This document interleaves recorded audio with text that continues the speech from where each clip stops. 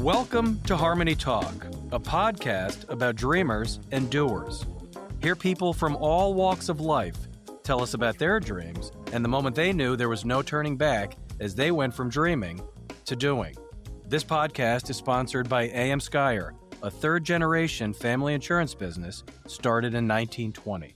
My name is Greg Frigoletto, your host for this episode. For today's episode of Harmony Talk, I am delighted to have a conversation with Lindsay Chrisman. Lindsay is a graduate of the United States Military Academy at West Point. She's an accomplished helicopter pilot, received her MBA from the Harvard Business School, is a motivational speaker, entrepreneur, and the CEO and co-founder of Alli, an innovational home predictive maintenance app that I am excited to hear more about. Lindsay, welcome to Harmony Talk. Thanks, Greg. It's so exciting to be here. We are thrilled to have you, and I know as we were talking prior to today that you are extremely busy, so carving a little bit of time out of your day to be with us is really appreciated. I mean, yes, we are very, very busy, but I'm always happy to have exciting conversations, especially with your audience. What a great place to be right now.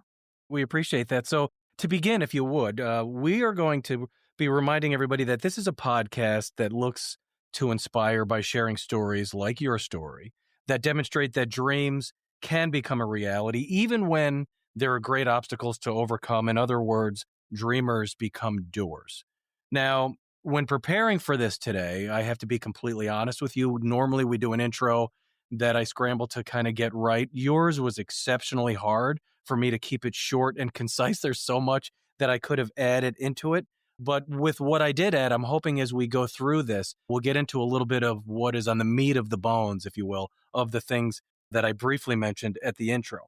But if we could, let's start at the beginning. And for you, as I was preparing for today, I read somewhere and I really found it interesting that maybe even as early as like 10 or 11 years old, you realized and had a vision of one day attending West Point. Now, normally, I remember when I was 10, I think my toughest decisions of the day were like vanilla or chocolate.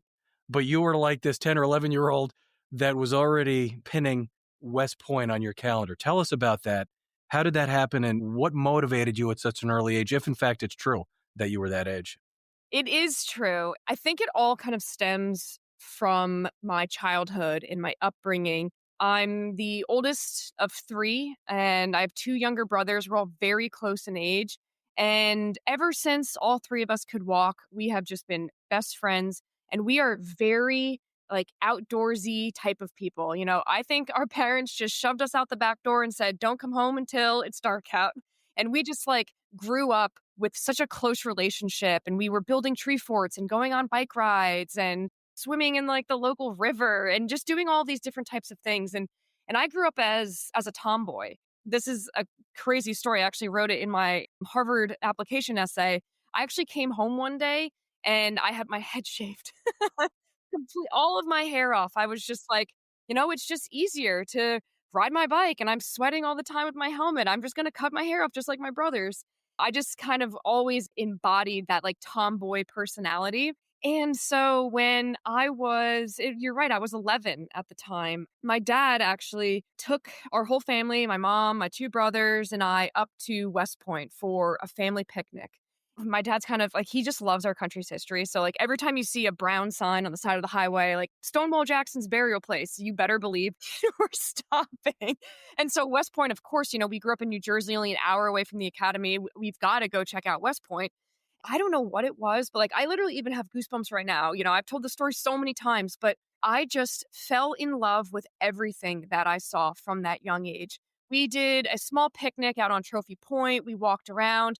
There were new cadets, which I didn't even know what new cadets were at the time, doing combatives out on one of the athletic fields. Pretty sure, at least maybe if my memory serves me right, a helicopter flew overhead while I was there. It was just this surreal experience. And I was such a young person and I felt this sense of energy when I was there.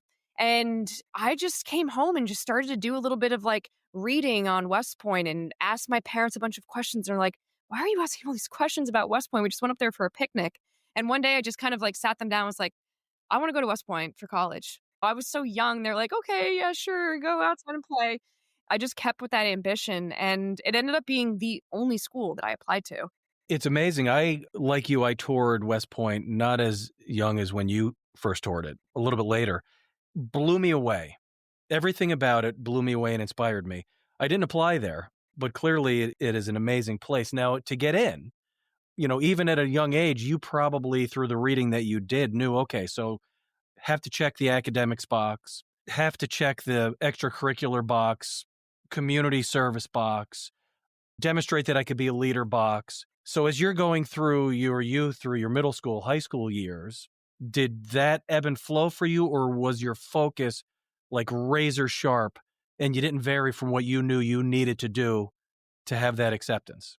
So I'm the kind of person, and I know this because of how I was going through those fundamental years before I applied to college, that if I have a goal in mind, I'm going to be very hyper focused on that goal.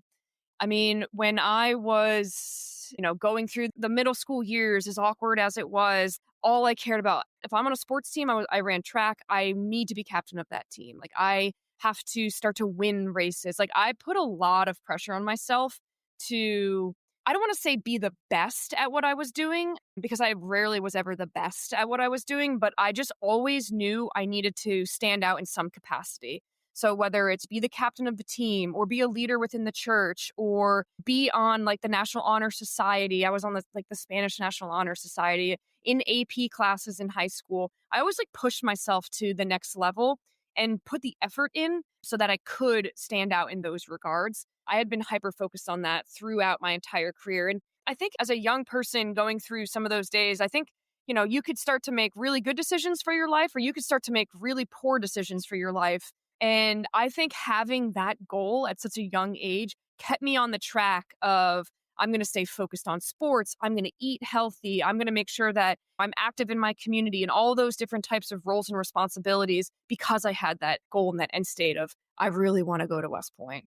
It's interesting. I think young people, when they have goals and they have ambitions like you've just described, and you're going through those, let's say, like you described it as awkward teen years, clearly you're going to make mistakes along the way. And I guess the hope would be for every young person that the mistake or mistakes that you make aren't going to be so significant that they really might change your course, right? Right. I know. Yeah. It could be little things. Like, there's one instance where I was in high school. I think it was like right when I had gotten my driver's license. So I hadn't fully applied to West Point yet, but like during that time, I was so like, I have everything has to be right. I can't get in trouble. I can't do anything wrong. Like, people are starting to drink at this age, underage. And I was like, no, I got to be good. And I got into a car wreck, and it was my fault 100%.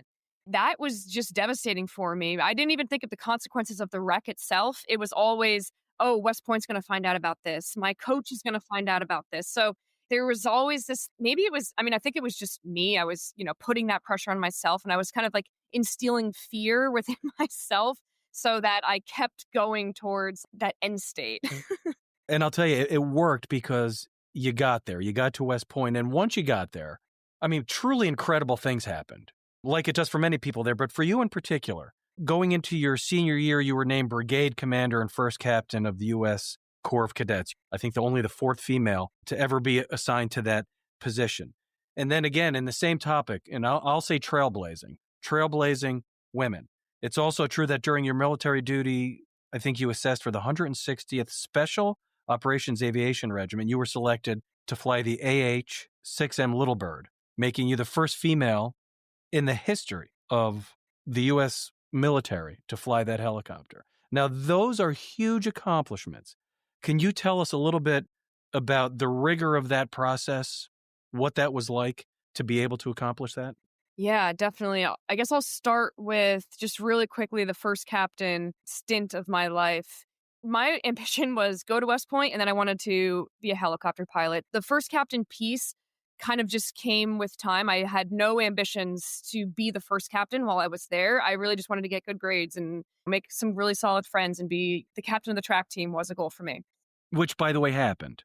Yes, I was also the captain of the track team, which was a lot of responsibility for one person during my senior year, because I was appointed as the captain before I was the first captain. I was like, I don't think I could do both. And I have stories about all of that. But the first captain role I think it's just kind of comes down once again to being the kind of person who wants to do the right thing, who always has this like little voice in the back of my head is like, try harder, do better, go for the most challenging thing possible.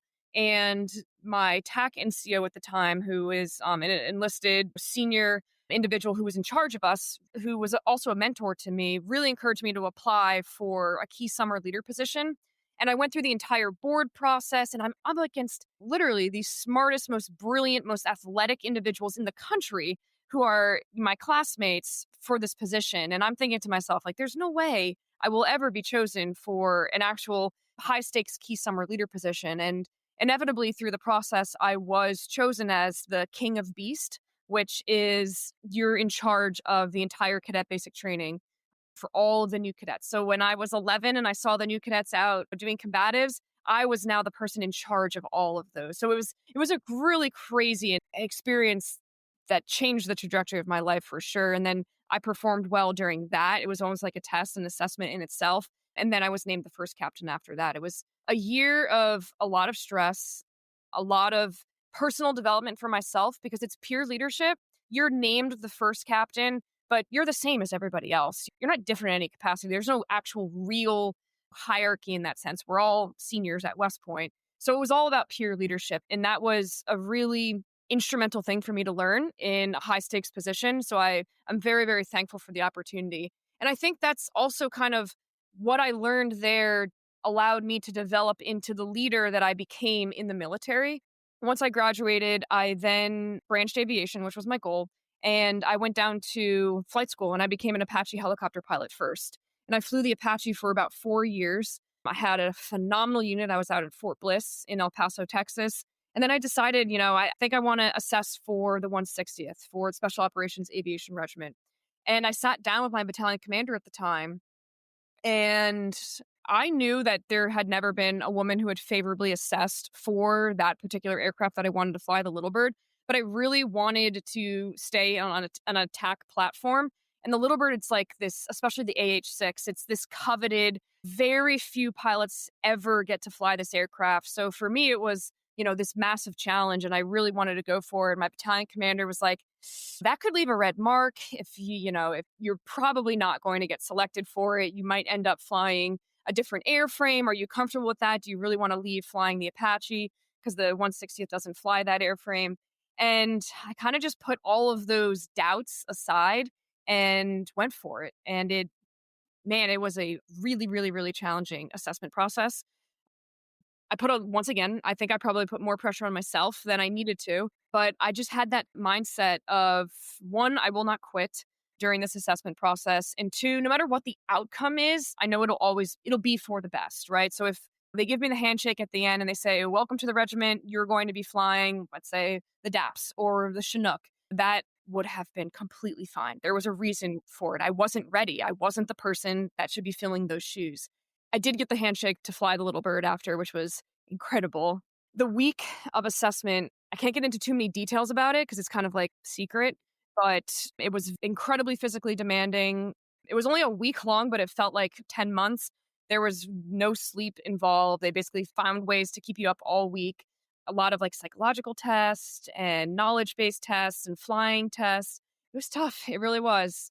But I think I just had like a little angel on my shoulder that kept my chin up, kept my drive moving forward, and it ended up working out.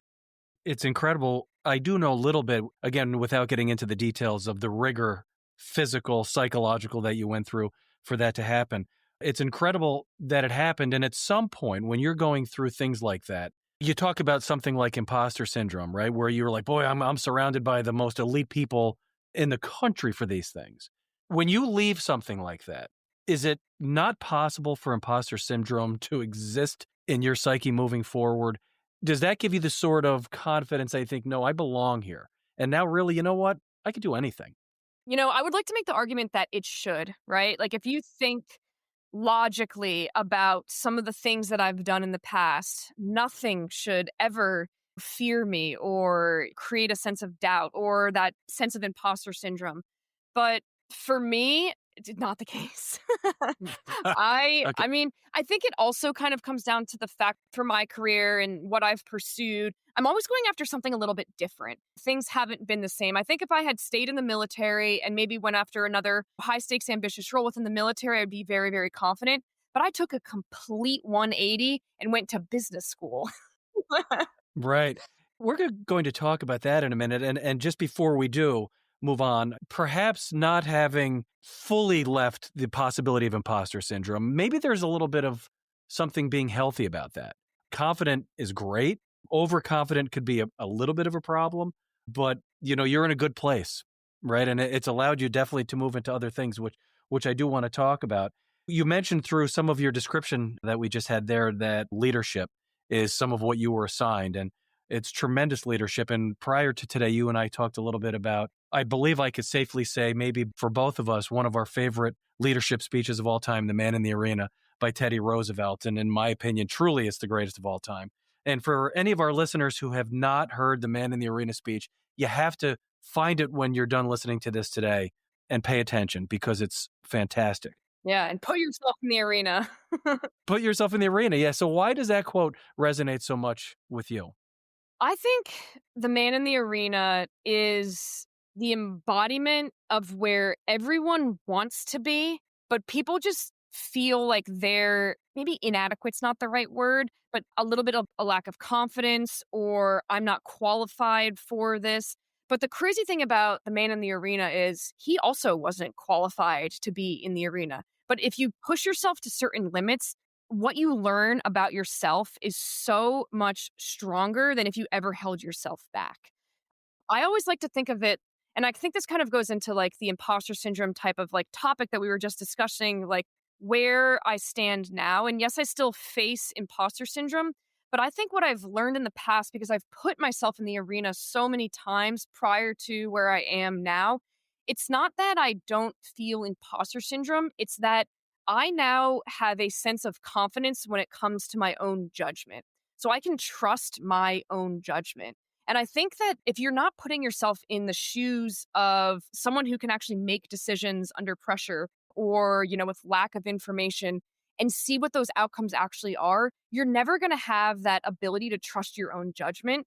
And to put yourself in the arena is being able to eventually learn that you can trust you as an individual and what judgment calls you're going to make. So I think that's kind of like, yes, I still feel imposter syndrome, but now I understand even when I'm in high pressure situations, if there's a lack of information, whatever it is, I can still trust my judgment calls. And I think that's like the one thing that keeps driving me forward.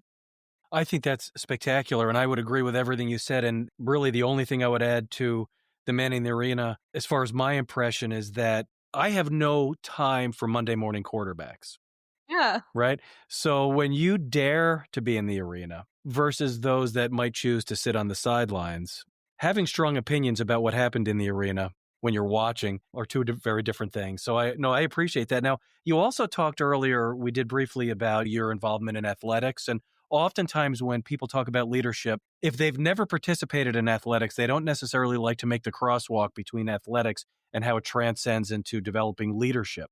Where do you stand on athletics and how leadership skills can be developed through it?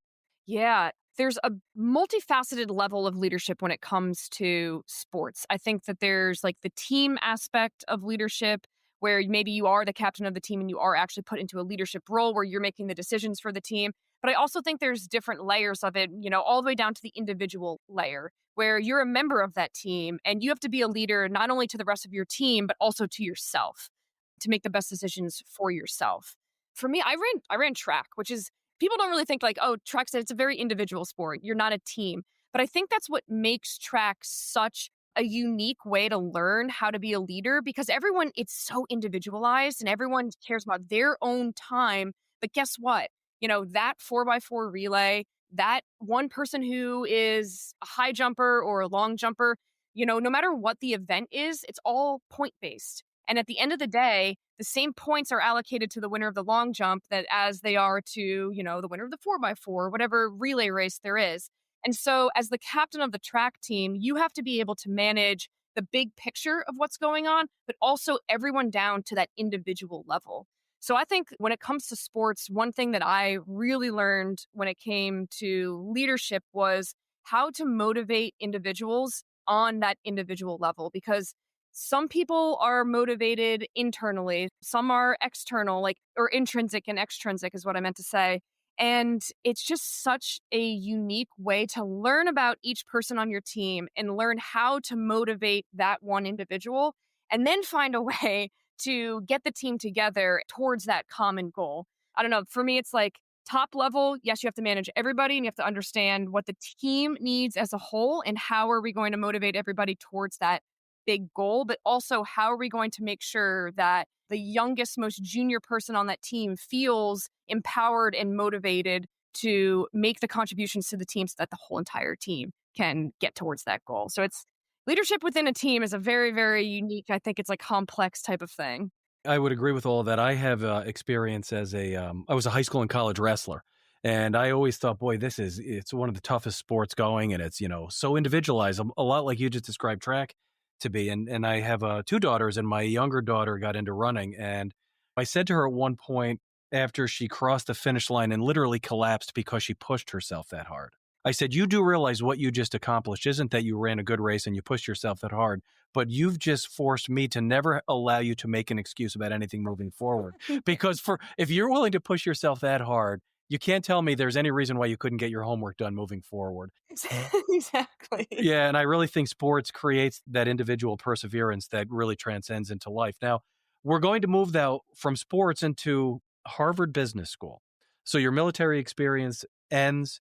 You went on to receive your MBA at Harvard. And when you entered Harvard, did you already have your entrepreneurial vision intact going into it? You kind of knew what path you wanted to head down? Yeah, I actually did. So I wrote my essay going into Harvard. And for anyone that's applying to an MBA program, let me know if you need help because I can help craft your essay for you or with you. But I actually wrote my essay saying that I wanted to go into consulting and that I wanted to be the CEO of Boeing one day, right? Because it makes for this really good story. I flew 2 Boeing aircraft. Boeing has never had a female CEO.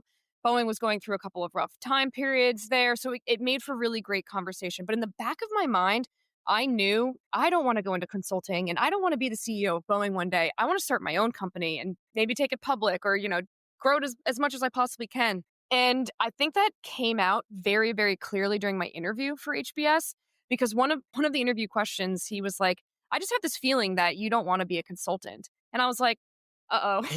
I thought I was like, caught me red-handed. And I just told him the honest truth during the interview. I was like, honestly, I'm not going to recruit for consulting. I already have this, my husband and I have this idea for a business that we want to start. We want to kind of like incubate it in Harvard's innovation lab. And I want to launch it while I'm at HBS. And I ran through kind of like my first stakes at a business model that we had. It was really an idea at that point. I think it worked out because I still got in, even though my interview was completely different than my essay. But I think he could see that I was actually very passionate about starting this business. So through that experience, through the Innovator Lab, getting that degree, it did help you form into what we're going to talk about next, which specifically is Opley. Now, before we get into it, have you ever seen the movie Jerry Maguire? I'm really bad at movies. Okay, well, all right. Well, in that movie, there's a line where it goes like this: "You had me at hello." You've probably heard the line. But anyway, when I was researching Opley and looking into it, in the very beginning of what I was looking into, something that you probably came up with that's part of the information said something along the lines of, "A home is more than just a place."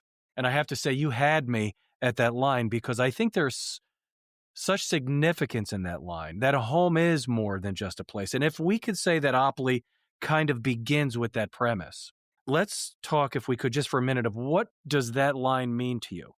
That is a very, very thoughtful and curated line. So I'll give a little bit of context to the background. Like, why did we kind of come up with this idea that the home is a sacred place? It's where we have our fondest memories. It's where we sit down for our dinners with our families. It's where we have massive fights. It's literally the place where we feel the safest, but also we gain the most development there. And when my husband got out of the military in 2020 and started his first company, and it was a restoration company. He worked on like fire, mold, water remediation in residential properties. And we'd go on these jobs together, and it was just honestly really disheartening to see the catastrophes that were going on in these homes. These people did not deserve, these massive losses. It's something like, your dryer catches on fire, which happens, or your water heater, if you don't flush it, explodes. There's all of these, a little leak leads to a massive issue, and then you're paying thousands of dollars out of pocket. And insurance companies are just so difficult to work with. And we were just seeing like the heartache of these homeowners in their own sacred places.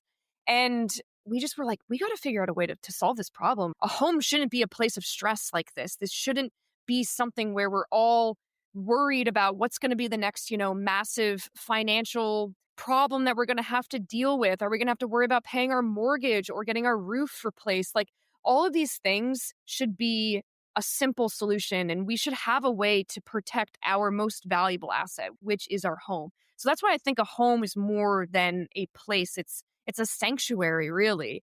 And that really is why we came up with Oply. We wanted to find a way using technology to make homeownership stress-free, because it is right now a nightmare. It really is. Everything's breaking all the time. The fire alarms are going off in the middle of the night. You don't know why. It's just like there's got to be a solution for this. So that's kind of a good description of the premise behind the Oply app, if you will. And it's all about home service expertise for a homeowner. But what exactly does it provide? If somebody were to log into Oply app, what is going to provide for them? What we're doing is, I don't want anyone to get scared of the word AI, because sometimes, people like maybe don't understand what it is, or we watch this show Murderbot on Apple TV where, AI takes over.